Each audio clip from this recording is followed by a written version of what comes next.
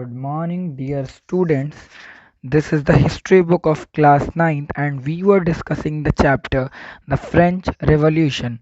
In this chapter, we have already discussed about the reason for the revolution. Now today we are going to discuss the outbreak of the revolution, that how the revolution had came into effect or how the revolution had happened. So let's start this topic.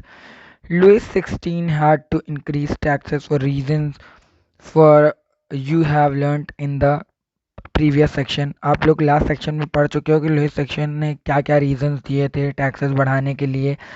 And what do you think that क्या उसने सोच के ये किया था. In France जो old regime था, monarch did not have the power. उसके पास कोई पावर नहीं थी टैक्सेस इम्पोज करने के लिए उसकी इच्छा के अनुसार. Rather he had to call a meeting of states general. उसने एक स्टेट जनरल की मीटिंग बुलाई which would then pass his proposals, और उसकी वजह से उसके नए टैक्सेस के प्रपोजल्स पास हो जाते. The State General was a political body which the three states sent their representative. State General एक political body हुआ करती थी जिसमें तीनों states के representatives होते थे. However, the monarch alone could decide when call a meeting of this body. केवल मोनार्क ही डिसाइड कर सकता था. जब इस मीटिंग को बुलाना होता था तो केवल कौन डिसाइड कर सकता था? मोनार्क डिसाइड कर सकता था. The last time it was done in 1614. और जब लास्ट टाइम ये कब की गई थी? 1614 में. 5 मई 1789 को 5 मई 1789 को लुइस 16 ने एक असेंबली कॉल की स्टेट्स जनरल की नए टैक्सेस के प्रपोजल्स को पास करने के लिए. एक रेस्प्लेडेंट हॉल वर्सेल्स का प्रिपेयर किया गया ये डेलीगेट्स को होस्ट करने के लिए.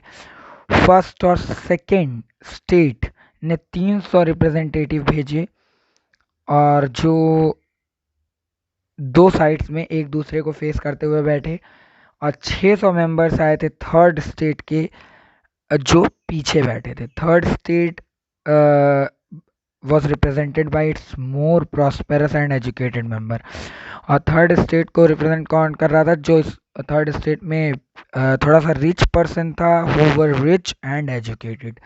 Peasants, artisans and women were denied. Peasants, artisans और women को असेंबली में एंट्री करने की परमिशन नहीं थी. However, their grievances and demands were listed in.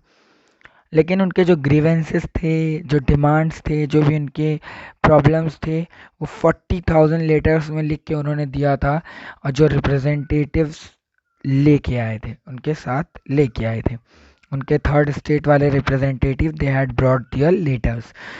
Voting in the states general in the past had been conducted according to the principle. Voting state general में जो होती थी वो प्रिंसिपल क्या था वोटिंग का? That each state had one vote. हर state के पास कितना वोट होता था? एक vote. It means that 3 states were there, means total 3 votes. This time to Louis 16 was determined to continue.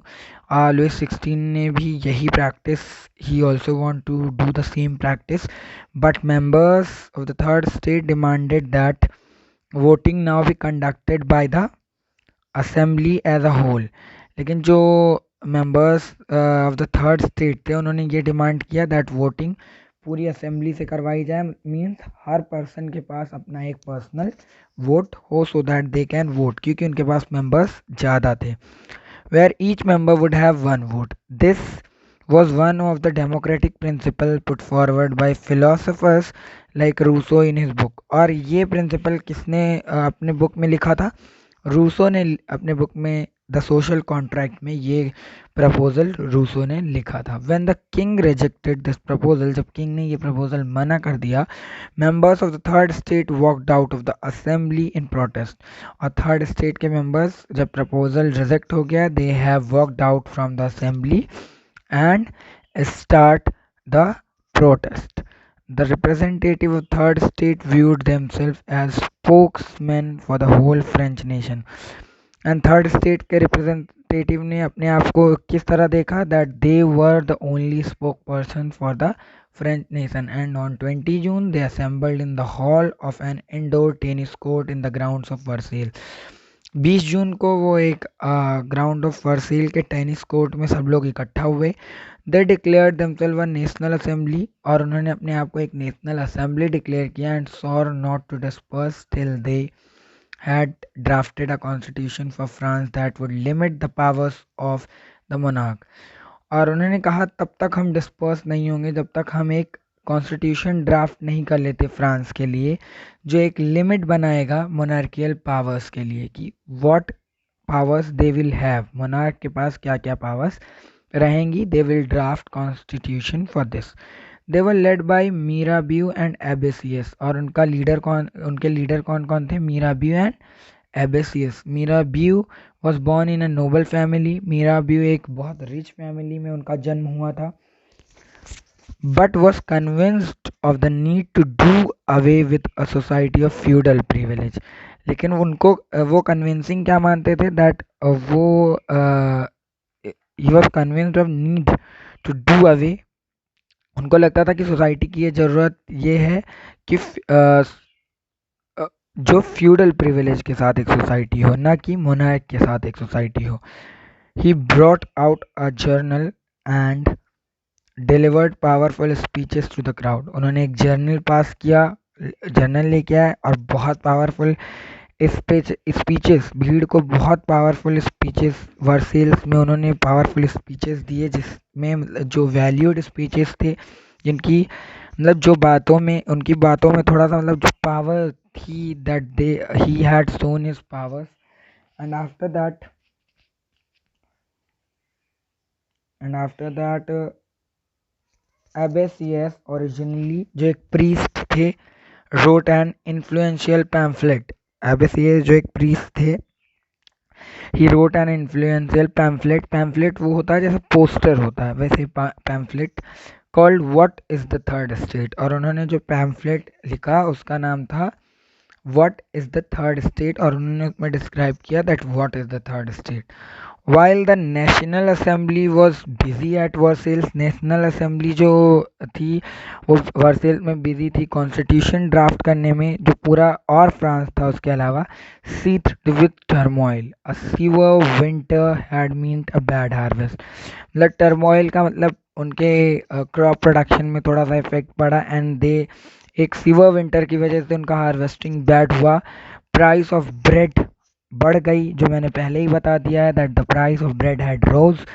Bakers ने सिचुएशन को एक्सप्लॉइट किया एंड सप्लाईज को होल्ड कर लिया, उन्होंने सप्लाईज देना बंद किया। After spending hours in long queues at the bakery, मतलब लंबी लाइनों में लगने के बाद, बेकरी की लंबी लाइनों में लगने के बाद, crowds of angry women stormed into the shops.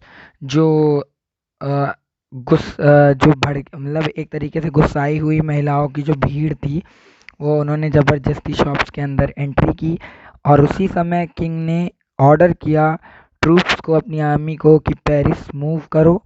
And 14 जुलाई को एजिटेटेड क्राउड ने बेस्टाइल का फोर्ट जो था, बेस्टाइल को क्या कर दिया, डिस्ट्रॉय कर दिया, जो हमने स्टार्टिंग में ही पढ़ा था। And in the countryside rumours, ये फैल गई कंट्री साइड में, विलेज टू विलेज ये र्यूमर फैल गई, that manor had hired bands of brigands who were on their way to destroy the ripe crop. मतलब उनको ये हो गया कि जो मैनर का मतलब होता है एक स्टेट जो कंसिस्ट करता है लॉर्डलैंड और मैंसन को, तो मतलब उसने ये हायर किया है लोगों को, और जो राइप क्रॉप्स है उसको डिस्ट्रॉय करने के लिए कहा गया है। इस फियर की वजह से पीजेंट्स जो थे कुछ डिस्ट्रिक्ट में, उन्होंने होज को सीज कर दिया, पिचफॉक्स को अटैक किया। चैटियोक्स का मतलब होता है कैस्टल और stately resident belonging to a king और नोबल मैन, मतलब एक ऐसा रेजिडेंट जो राजा का हो या किसी धनी आदमी का हो। दे लूटेड होर्डेड ग्रेन, और उन्होंने होर्डेड ग्रेन को लूटा। लूटेड का मतलब भी यही होता है कि they had robbed it and burn down documents, and जो भी डॉक्यूमेंट्स थे मैनोरियल ड्यूज के, उसको जला दिया। Large number of nobles fled from their homes, बहुत से नॉवेल्स अपने घरों से भाग गए। Many of them migrating into neighbouring countries, और बहुत से ऐसे थे जो अपनी कंट्री से क्या कर गए, माइग्रेट कर गए। So students, for today it's enough. Next day we'll have another interesting session. So till then, goodbye and take care, and don't forget to subscribe my channel to get the latest updates. Thank you so much.